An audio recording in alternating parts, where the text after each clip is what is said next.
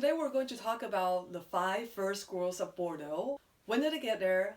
How did they decide it? And what does it mean? In the last 20 years, the Chinese community have really stepped up their wine game, and one of the most popular talk about and the most collected region is the region of Bordeaux.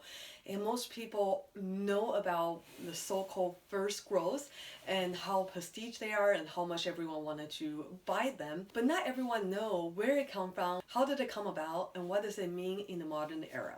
So let's talk about where does it come from. So the first growth was part of the classification system that was established in 1855 that only ranked winery on the left bank of the Bordeaux. All of the hundreds and thousands of winery, only 60 of them made it into the classification. So a lot of winery actually did get admitted. And one of the things that most people don't know is when they ranked the winery at the time, their judgment was how much the retail value of the wine was at the time. So at that time, the most expensive winery got ranked as first growth, and then the second tier got ranked as second growth, third growth, fourth growth, and fifth growth. So 5 different levels of growth. Another cool thing that most people may or may not know, now we know there are 5 first growths, but back in the 1855 classification, there was only 4 first growths. Chateau Mouton Rothschild was not ranked as one of the first growth. In fact, it got ranked as the second growth. And I must give it to Baron Philippe for his persistent, his ingenious marketing to make their winery the only winery ever in the last 150 plus years to change its ranking in its classification. It wasn't until 1973 that they granted the Mouton Rothschild into the first growth status. A pretty amazing story and definitely one of the biggest marketing piece. In addition to the fact that Mouton Rothschild does a different label, they hire different artists to design their label every year. That's another really cool little marketing niche. So let's go over the 5 first growths.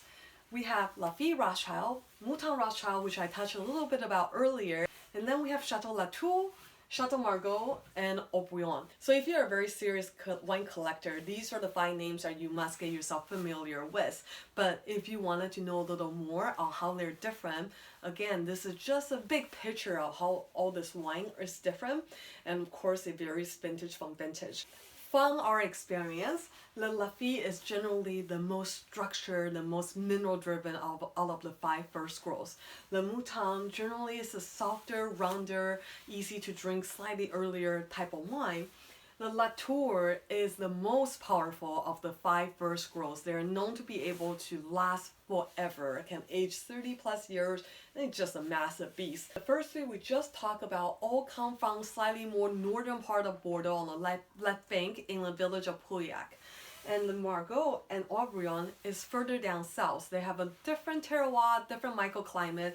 Here in Margaux, they have a slightly higher clay content, and that usually adds to a little more floral, that exotic floral notes to the wine that you don't see at the first 3. In fact, Margaux is commonly or constantly being referred to as the feminine first growth out of the 5, which I've heard from Margaux Winery itself that they don't necessarily like that saying that much, but there's nothing wrong being feminine. I think it's very sexy. Margaux is actually my favorite first growth out of the 5. So Margaux, just embrace the fact that you are beautiful, elegant, feminine, and aromatic.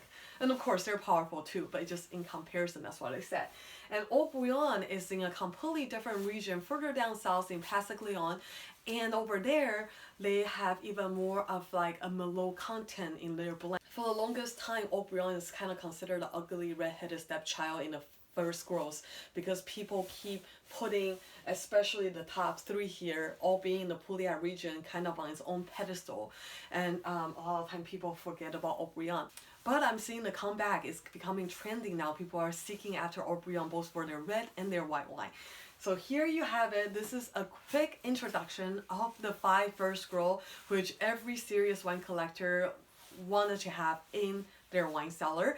I hope you find this video useful. If you do, hit that like button or share it with your friend. If you have any other question you'd like me to answer, feel free to leave a comment below. And don't forget to subscribe to my mailing list on angiesom.com so you'll get the recap of all the wine videos I did every week, in addition to really awesome wine deals periodically. Thank you very much for watching. Live and drink passionately.